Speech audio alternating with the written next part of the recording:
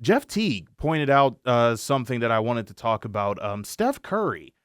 We understand that he had a great Olympics with Team USA and had the 2.5 minute just onslaught against France.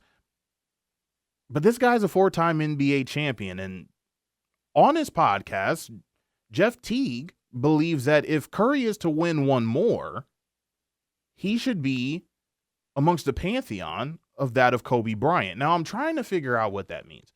Does that mean that Curry is now top 5? Does it mean he's top 3? Does it mean he's top 2? Because that is kind of the list in which Kobe is in. Everybody's always going to say he's top 10, but you do have a few that say he's top 5, some who say he's top 3, and some say that he is behind the GOAT, Michael Jordan. Without question, Steph Curry has changed, kind of like John Morant is, if he can now be on the straight and narrow for the remainder of his career. But Steph Curry, one of the guys that really changed the whole makeup of the NBA and how basketball is played, being an undersized guy that can shoot from 30, 40, maybe even 42 feet from behind the arc. And in an era that was dominated by a LeBron James, or looked at as a LeBron James era, here's a guy who won 4 championships in that era. Now, I do understand that there are probably going to be those that will say Tim Duncan did the same thing in the self-proclaimed Kobe era, although Kobe Bryant did have a couple of teams that just weren't very good there in 2005, 6, as well as 7.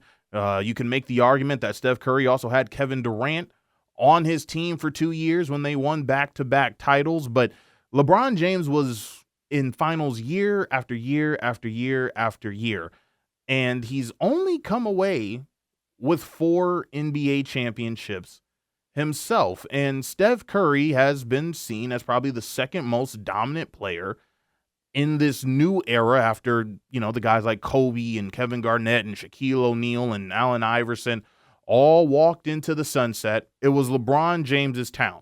You had great guys such as Kevin Durant, really wasn't able to get over the hump until he decided to join the Golden State Warriors. Dwayne Wade had to team up as well with LeBron James. Russell Westbrook really never able to get over the hump. James Harden not able to get over the hump. Steph Curry was a guy who did, and he did that 4 times in an era that was supposed to be dominated by LBJ. Now, here's going to be a guy that's going to be a first ballot Hall of Famer, the greatest shooter of all time until said or seen otherwise, until we find another guy that's going to provide outstanding records from beyond the arc. And look, we probably thought that after Ray Allen and Reggie Miller, we'd never see another great shooter of that magnitude. He broke the mold. Will there be another guy? Maybe, because that's how dominant Steph Curry has been, and that's how much in which he has changed the game. But let me get to the point of order here as to, will Steph Curry win another championship to be in that pantheon or in that talk with Kobe Bryant? Still don't understand what that means, but if it does mean that this guy is going to be a top 5 player or a top 10 player of all time, number one, I think he's already there. So that's number one. Number 2, I just don't think the Golden State Warriors are going to allow this guy to win another NBA championship. Now, we said that before. We thought the window had closed for the Golden State Warriors. They faced a Boston team in the NBA Finals and thought the Boston Celtics are going to win their first NBA championship. And Steph Curry went absolutely bonkers in that NBA Finals series, leading the Golden State Warriors to their 4th NBA championship, finally winning the NBA Finals MVP award, which you could have argued he could have won it after the first title that they had won against the Cleveland Cavaliers, but he finally gets that trophy that had eluded him in 3 NBA Finals prior.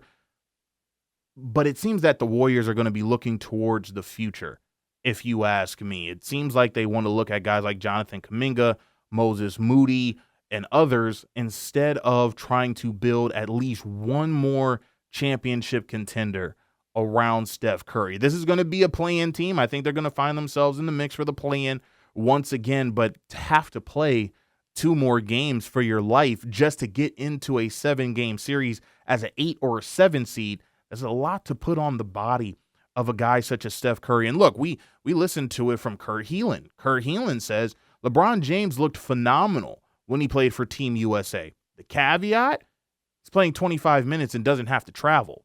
They're playing in one arena for over, 2.5 weeks?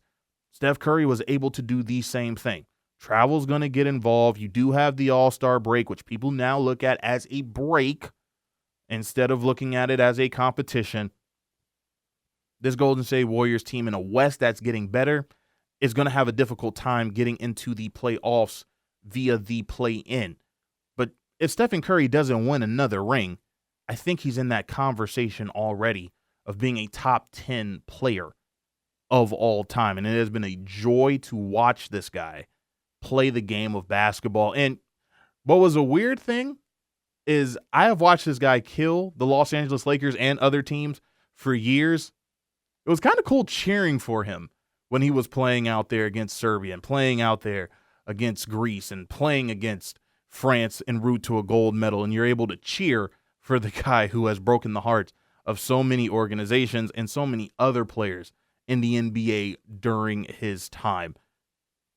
Without question, a top 10 talent, but unfortunately, winning one more just may not be in the cards for the babyface assassin.